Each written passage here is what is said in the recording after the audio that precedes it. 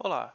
Neste vídeo nós vamos falar sobre dois tipos importantes de funções, que são as funções exponenciais e logarítmicas. Antes de falar da definição de uma função exponencial, veja que para todo racional r, faz sentido a expressão a elevado a r, sempre que o a é maior do que zero e diferente de 1, tomando o valor, a elevado a r, igual a raiz quésima de a elevado a p, em que r é igual a p sobre q, uma fração irredutível. A gente então pode escrever como sendo a elevado a p sobre q. E aí, dessa maneira, a gente pode definir uma função f que sai dos racionais e chega nos números reais, que é dada como f de r é a elevado a r, sempre que a é maior que zero e diferente de 1.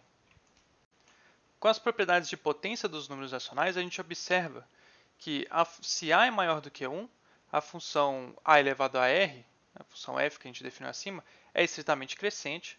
Isso significa que, se r é menor que s, então f de r é menor do que f de s, ou seja, se r é menor do que s e o a é maior do que 1, então a elevado a r é menor do que a elevado a s. Já se a está entre 0 e 1, a função f vai ser estritamente decrescente, que significa que se r é menor do que s, então f de r é maior do que f de s. No caso, a elevado a r vai ser maior do que a elevado a s se r é menor do que s. A função está decrescendo conforme a variável aumenta. Sabendo disso, a gente pode definir para cada real x a potência a elevado a x, tomando então como sendo o único número real que satisfaz f de r é menor do que a elevado a x, que é menor do que a f de x. Lembrando que f de r é a elevado a r, então isso é menor do que a elevado a x, que é menor do que a elevado a s. Sempre que o r e o s são racionais, então a gente sabe calcular a elevado a r e a elevado a s, e o r e o s estão espremendo o x. O r é menor do que x, que é menor do que s. Então, dessa forma, a gente consegue definir o que é uma potência, um número real elevado a outro número real. Veja que, essencialmente, o que a gente está querendo dizer é que a elevado a x é igual ao limite de r tendendo a x de a elevado a r. O valor de a elevado a r a gente sabe fazer, sempre que r é racional. Aí aqui vale lembrar que a gente sempre pode aproximar qualquer x real de números racionais. Então a gente consegue estender a função f agora para todos os reais, fazendo f de x igual a elevado a x, sendo que o a é sempre maior do que zero e diferente de 1, e essa é a função exponencial de base a. Para cada x real, eu associo o valor a elevado a x.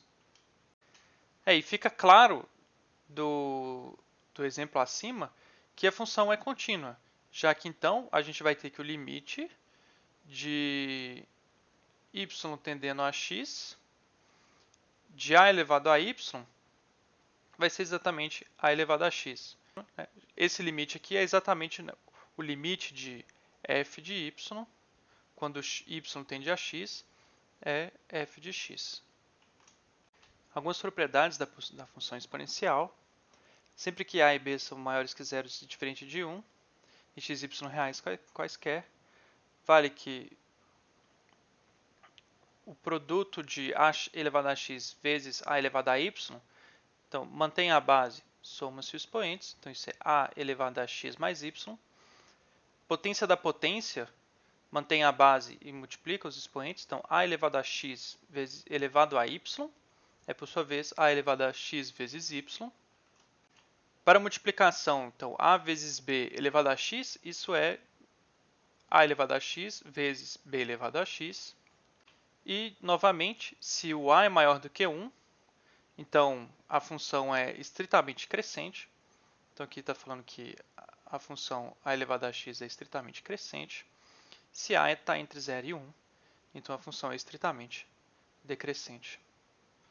Como a gente viu para os números racionais também. Então, abaixo a gente pode ver o gráfico da função exponencial. Ela é sempre parecida com isso.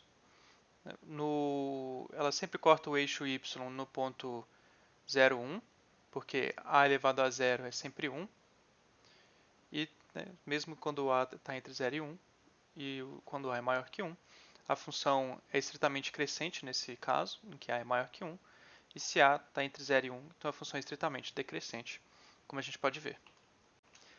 Ainda mais, a gente pode ver que quando a é maior do que 1, o limite de x tendendo a infinito de a elevado a x é mais infinito, e quando x vai para menos infinito, então a elevado a x vai para zero. E como um exemplo exercício, vou deixar para vocês pensarem o que acontece quando a gente faz o limite de x tendendo a mais infinito e menos infinito da função exponencial, quando a está entre 0 e 1. Claro que o gráfico anterior pode ajudar a resolver esse problema. Vamos agora tratar das funções logarítmicas. Nós vamos definir o que é um logaritmo de um número e então tratar das funções logarítmicas. Então, novamente, veja que sempre que a é positivo e diferente de 1 e b é um número positivo, existe o único número real gama, tal que a elevado a gama é igual a b. O que esse teorema está dizendo para a gente é nada mais nada menos que a função f, definida de r em zero infinito, dada como f de x é igual a elevado a x, e quando a satisfaz essas condições, essa função é bijetora.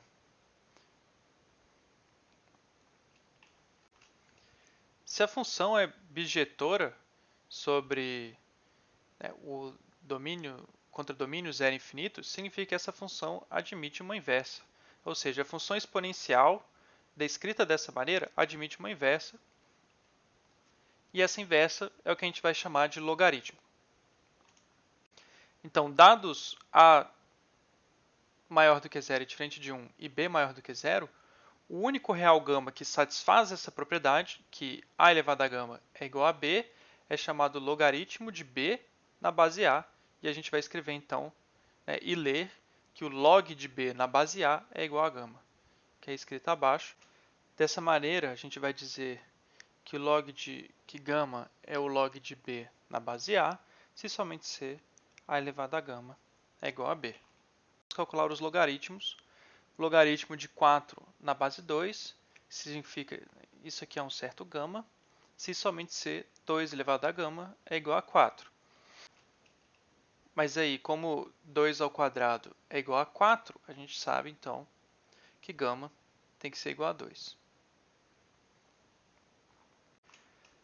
Já o próximo, vamos chamar isso de alfa. Então, log de meio na base 2 é igual a alfa, significa que 2 elevado a alfa é igual a meio, mais meio é 2 elevado a menos 1. Então, o alfa tem que ser igual a menos 1. Da mesma maneira, log de 1 na base 5 é um certo número beta, se somente c, 5 elevado a beta vale 1, e isso acontece se somente c, beta é igual a 0, porque qualquer número elevado a 0 dá 1. Já para a função logarítmica, nós temos as seguintes propriedades. O log de alfa vezes beta na base a é o log de alfa, mais o log de beta na base a. Então, o logaritmo transforma produto em soma de logs. O log de alfa elevado a beta na base a é beta o log de alfa na base a. Então, ele transforma a exponenciação em produto. E também o log de alfa sobre beta na base a é então agora o log de alfa menos o log de beta na base a. A propriedade de mudança de base de logs é uma forma que a gente tem para comparar logs em bases diferentes. Então, o log de alfa na base A é sempre igual ao log de alfa na base B dividido pelo log de A na base B. Então, veja que aqui a gente está mudando a base do log, está indo para o log B, e o que a gente estava calculando no logaritmo em cima, mantém o numerador, e a base aparece no logaritmo no denominador agora. E assim como a gente tinha para as funções exponenciais, se a base é maior do que 1, então a função logaritmo é estritamente crescente. E se a base A está entre 0 e 1, então a função logaritmo é estritamente decrescente. O grafo da função logaritmo pode ser visto abaixo. Veja que ela está definida só para x positivo. Então, o gráfico da função logaritmo está sempre nesses dois quadrantes, porque a gente está considerando sempre x maior do que zero. Ela sempre, o log de 1 em qualquer base vai ser sempre zero, então a função logaritmo sempre vai cortar o eixo x no ponto 1. Quando a é maior do que 1, a função é estritamente crescente. Quando a está entre 0 e 1, a função é estritamente decrescente. Quanto maior o x, menor o valor do log. Com isso, nós vamos terminar aqui esse vídeo, que a gente apresentou essas duas funções. Elas são muito importantes no cálculo, principalmente a função exponencial, e principalmente uma função exponencial com uma base específica, que a gente vai falar no próximo vídeo. Nos vemos em breve, então.